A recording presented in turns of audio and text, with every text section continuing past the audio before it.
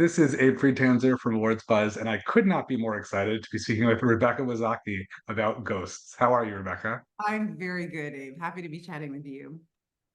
Can you tell me what was most exciting to you about what Hetty got to do in season three in terms of character development and growth? Oh my gosh, she had an embarrassment of riches this year. I mean, for the first time, she got multiple outfits. So there were flashbacks into, 1890 and 1860 and beautiful, beautiful costumes. People ask us that all the time. What's it like to wear the same costume? So I finally have a new answer. So getting to see a lot more of Hetty's backstory, why she is this, persnickety, uptight, fancy dead lady, and with a whole lot of opinions, and why she has them. And of course, we learned how she died, which was an episode that I I think was incredibly moving. And it's amazing to me that a half-hour sitcom can go to these places, but I think our show does it very beautifully. She always has such a judgmental expression on her face, and to be able to see this That's just look my of, face, Abe. but to be able to see this look of, shame that we don't really know what it is, and more that I think there's the nervousness that others will figure out what's going on. And I think that's a cool sort of pivot for her because we don't usually see her in that vulnerable state. Exactly, vulnerable and more than shame, but regret. Um, she she spent her whole life, as we say in the episode, being so concerned about outside appearances and being powerful and she was really suffering inside. She was desperately lonely in an unhappy marriage, and she kind of made that own bed herself, when she agreed to choose money and status over true love.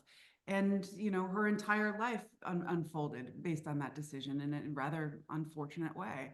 So yeah, we she really only 150 years later puts the pieces together in that scene with Rose McIver's character and Brandon Scott Jones' character, and realizes that she just got it all wrong. And for someone like this, that's a whole lot to admit. So it was felt like a very, a lot of things came together. I was really proud of how it was directed by Jude Wang, and how Sophia Lear wrote it, and the collaboration everyone put into it to take the topic obviously incredibly seriously and responsibly, and have it be really grounded and earned, and not just a sensational kind of plot twist. It's also very selfless what she does because she saves the day.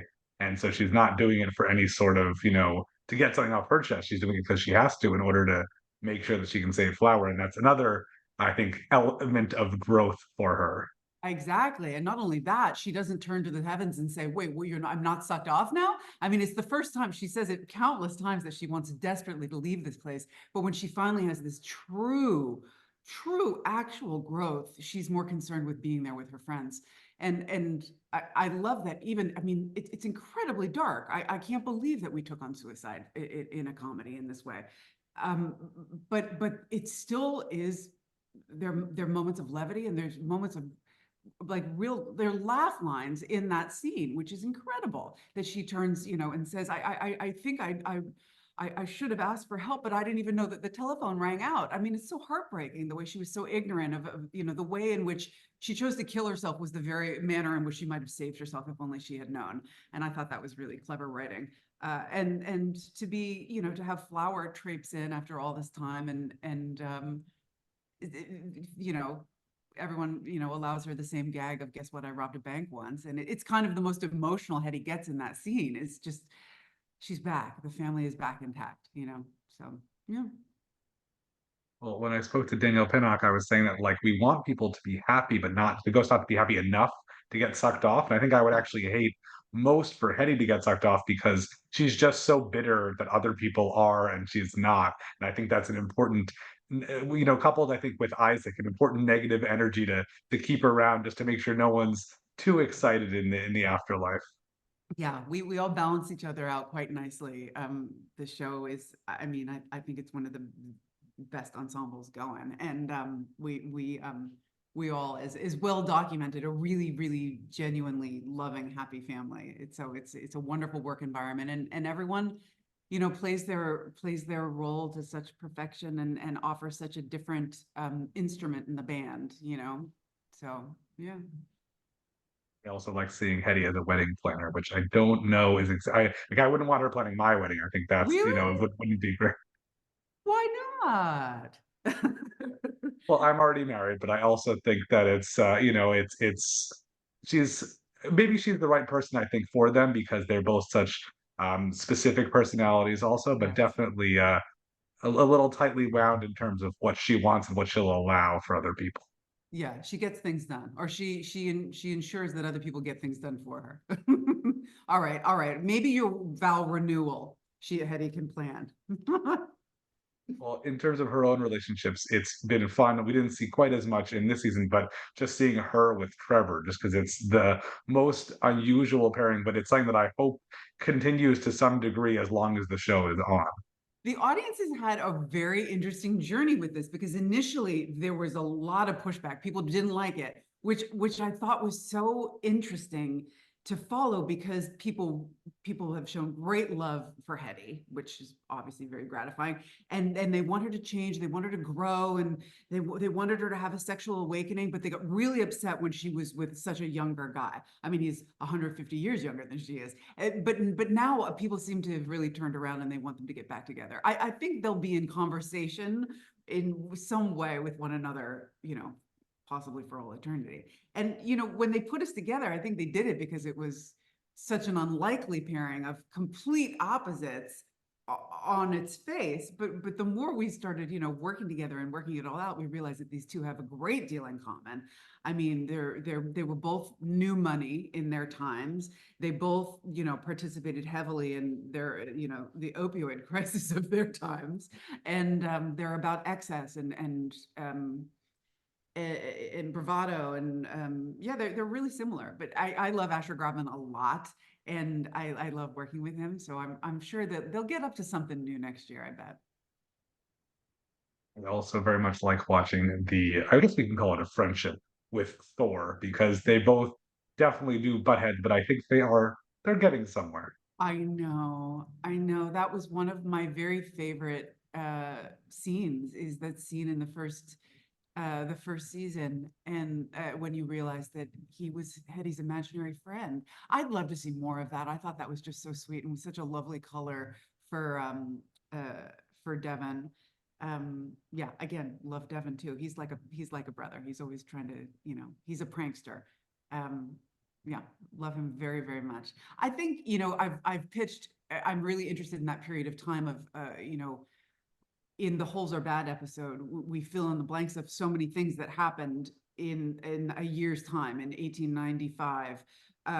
So we know how Hetty died. We know why the other ghosts didn't know about it, because they were trapped in the dirt with patients.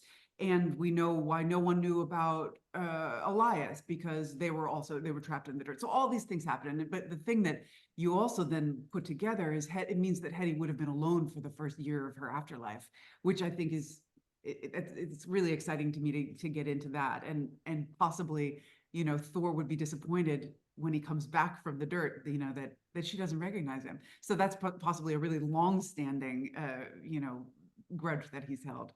So yeah, so many places the show can go. Well, we've talked about a lot of your great co-stars. Who do you still need to spend more time with in season four? Who do you not share enough scenes with? Oh boy. I mean, honestly, I would really love to have more with Thor, and I'd love to have more with Ramon Zaragoza. He's such a lovely actor in person, and the most kind of savvy and evolved 20 something that I've ever met in my life, certainly that I've ever worked with. And yeah, I think there's some sort of history. What's so great about Hetty is that so many of these people not only know her in death, but they watched her live from childhood. And so I think she gets away with a lot because they understand, the sacrifices that I think that she made in her life, and, the hand that she was dealt. Um, so I think there's something about maybe Sasapi's relationship with Hetty when she was alive that I'd be interested in. But again, any possible combination. I'm excited. Finally, we got Sheila Carrasco back, and now they get to be roommates. Hopefully, they'll continue with that. So another unlikely pairing, and Yeah, and Danielle, I love working with Danielle. Everybody, you must, people must assume that this is all bullshit because we just are so genuinely like always saying how much we love each other, but it's not. It's just the happiest work environment I've ever been in. Great. Well, this show does have a great cast, but I'm curious if there are other shows or performances that you've seen recently that you feel are particularly awards worthy. Well, we just binged Shogun, and I thought that was fantastic. Um, God, I've got terrible like just short-term memory. Let's talk more about that.